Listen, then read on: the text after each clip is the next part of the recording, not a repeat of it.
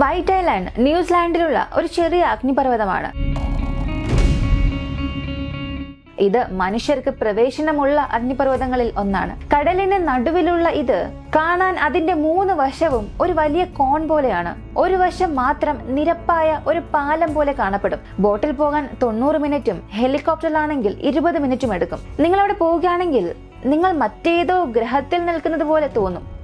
അവിടെയുള്ള വായുവിന് ആസിഡിന്റെ മണമുണ്ട്. യഥാർത്ഥത്തിൽ 1914 ഇവിടെ ഒരു സൾഫർ ഖനി ഉണ്ടായിരുന്നു. പക്ഷേ പ്രതീക്ഷിക്കാതെ ഉണ്ടായ ഒരു അപകടത്തിൽ 10 പേർ അവിടെ മരിച്ചു. പിന്നീട് 1930 ആ ഒരു ഖനി അടച്ചു. പിന്നീട് അതാരും ശ്രദ്ധിക്കാതെ പോയി. 1990കളിൽ സാഹസിക വിനോദസഞ്ചാരം ലോകമെമ്പാടും പ്രശസ്തമായി. അങ്ങനെ ന്യൂസിലാൻഡിലെ സർക്കാർ ചെയ്തത് ഈ ദ്വീപിലേക്ക് വിനോദസഞ്ചാരികളെ കൊണ്ടുവരാൻ അവർ പദ്ധതിയിട്ടു. മറ്റൊരു ഗ്രഹത്തിൽ പോയാലുണ്ടാകുന്ന അനുഭവം ആസ്വദിക്കാൻ എല്ലാവരും അവിടെ പോകാൻ ആഗ്രഹിച്ചു. അവരിൽ പലരും താല്പര്യം പ്രകടിപ്പിച്ചു. പിന്നീട് ഇത് ലോകമെമ്പാടും പ്രശസ്തിയായി. ഹെലികോപ്റ്ററിലും ബോട്ടിലും ഒരുപാട് പേർ അവിടെ പോകാൻ തുടങ്ങി. അങ്ങനെ അവിടെ പോയ ഒരു കൂട്ടം ആളുകൾക്ക് എന്ത് സംഭവിച്ചു?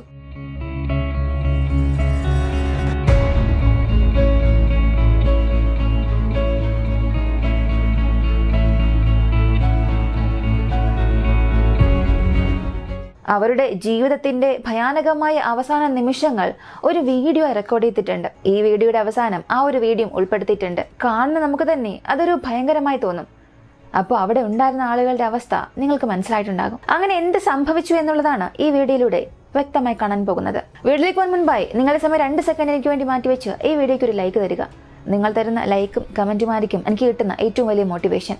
ഈ വീഡിയോ മറ്റൊരുപാട് പേരിലേക്ക് എത്തിക്കാനും അത് സഹായിക്കും.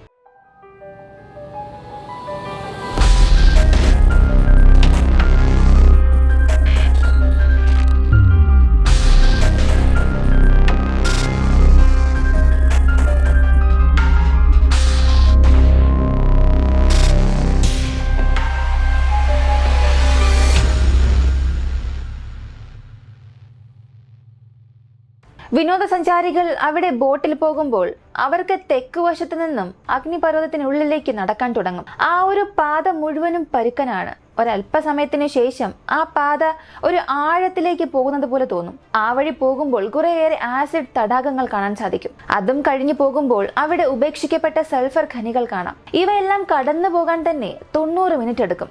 ഈ വൈറ്റ് ലാൻഡ് എന്നറിയപ്പെടുന്ന ഈ അഗ്നിപർവ്വതത്തെ ജിയോനെറ്റ് അഥവാ ജിയോളജിക്കൽ മോണിറ്ററിംഗ് സർവീസ് നിരീക്ഷിക്കുന്നുണ്ട്. ഇന്ന് ഈ ദ്വീപിലേക്ക് പോകണമോ വേണ്ടയോ എന്നുള്ളതിന് അവരൊരു റേറ്റിംഗ് നൽകും.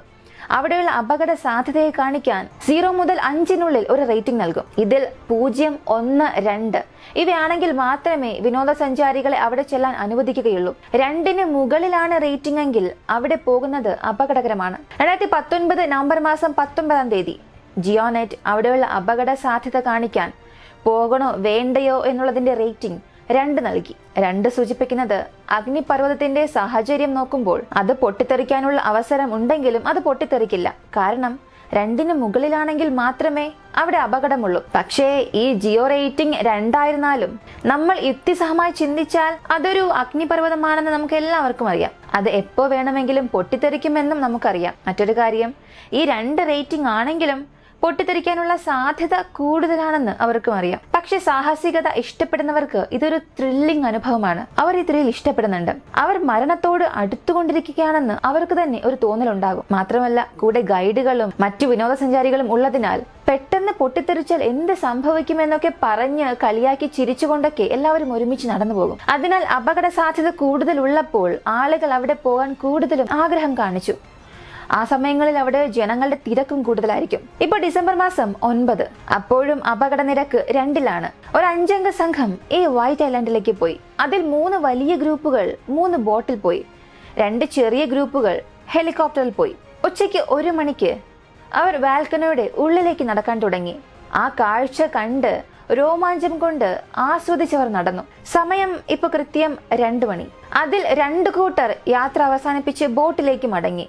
ബോട്ട് ബാൽക്കണിയിൽ നിന്നും മടങ്ങി. അതുപോലെ 2 ഹെലികോപ്റ്റർ ഗ്രൂപ്പുകളിലെ ഒരു ഗ്രൂപ്പും ആ ഒരു യാത്ര പൂർത്തിയാക്കി മടങ്ങാൻ തുടങ്ങി. അവർ മടങ്ങുമ്പോൾ ബാൽക്കണിയുടെ ഫോട്ടോയും വീഡിയോയും എടുത്തു. ഇപ്പൊ സമയം 2 മണി 9 മിനിറ്റ്. ഗൈഡുകളും ടൂറിസ്റ്റും ഉൾപ്പെടെ മൊത്തം 47 അംഗങ്ങൾ അപ്പോഴും ബാൽക്കണിക്കുള്ളിലുണ്ടായിരുന്നു.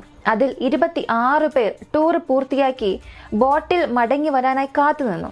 അവരിൽ 21 പേർ അപ്പോഴും വാൽക്കണിൽ തന്നെ ഉണ്ടായിരുന്നു. ഇപ്പോൾ സമയം 2:10. ജിയോനെറ്റ് ഓപ്പറേറ്റ് ചെയ്യുന്ന ഒരു ക്യാമറ ഫോട്ടോ എടുത്തു. ഇതാണ് ആ ഫോട്ടോ. ഈ ഫോട്ടോ നോക്കുമ്പോൾ ആളുകൾ എത്ര ആഴത്തിൽ നിന്ന് വരുന്നുവെന്നും എത്ര വലിയ വാൽക്കനോ ആണതെന്നും നിങ്ങൾക്ക് മനസ്സിലാക്കാൻ സാധിക്കും. പക്ഷെ ഇത് അവരുടെ ജീവിച്ചിരിക്കുന്ന അവസാനത്തെ ഫോട്ടോ ആയിരുന്നു. സമയം ഇപ്പോൾ കൃത്യം 2:11. ഫോട്ടോ എടുത്ത് 1 മിനിറ്റ് കഴിഞ്ഞ് ആ വാൽക്കനോ പൊട്ടിത്തെറിക്കാൻ തുടങ്ങി. അവിടെ നടന്നു വന്നുകൊണ്ടിരുന്ന ആരും തന്നെ രക്ഷപ്പെട്ടില്ല. തിളച്ചു മറിയുന്ന വാൽക്കനോ 4 കിലോമീറ്റർ ഉയരത്തിൽ പൊട്ടിത്തെറിച്ചു. കൂടാതെ അതിനുള്ളിലുണ്ടായിരുന്ന ചാരവും വലിയ വലിയ പാറകളും 4 കിലോമീറ്റർ ഉയരത്തിൽ വരെ തൂക്കിയെറിഞ്ഞു. അതിന്റെ വശങ്ങളിലും പല കിലോമീറ്റർ പൊട്ടിത്തെറിച്ചു. 47 പേരിൽ 19 പേർ തൽക്ഷണം മരിച്ചു. ബാക്കിയുള്ളവർ വലിയ മുറിവുകൾ മൂലം ഓരോന്നായി പിന്നീട് മരിച്ചു. വിനോദസഞ്ചാരികളുടെ കൂട്ടത്തിൽ ഒരാൾ അലക്സാൻഡ്രോ ആയിരുന്നു. അഗ്നിപർവ്വതം പൊട്ടിത്തെറിക്കാൻ മിനിറ്റുകൾ മാത്രം ബാക്കിയുള്ളപ്പോൾ ബോട്ടിൽ അവസാനമായി എത്തിയ ആളായിരുന്നു ഇത്. കൂടാതെ അവിടെയുള്ള കാര്യങ്ങളെല്ലാം അയാൾ റെക്കോർഡും ചെയ്തിരുന്നു. ഇതാണ് അദ്ദേഹം എടുത്ത വീഡിയോ.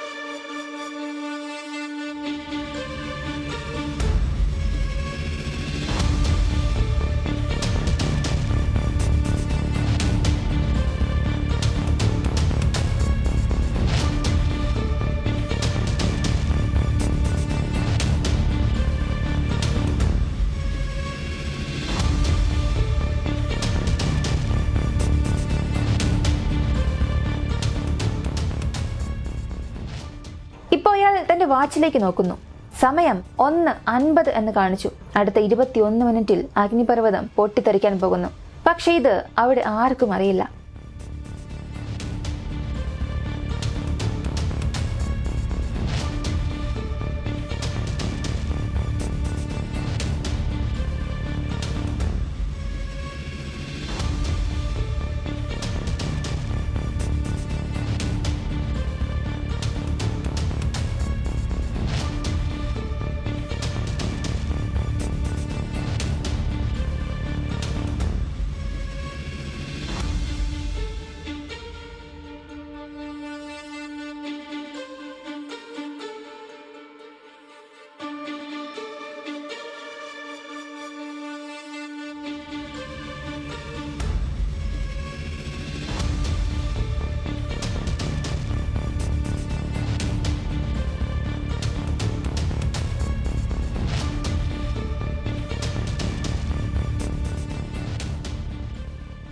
ഏതാനും മിനിറ്റുകൾക്കുള്ളിൽ ഒരു നല്ല സാഹചര്യം എത്ര മോശമായൊരു സാഹചര്യമായി മാറും എന്നുള്ളതിന് നമ്മുടെ ചാനൽ തന്നെ ധാരാളം വീഡിയോകളുണ്ട്.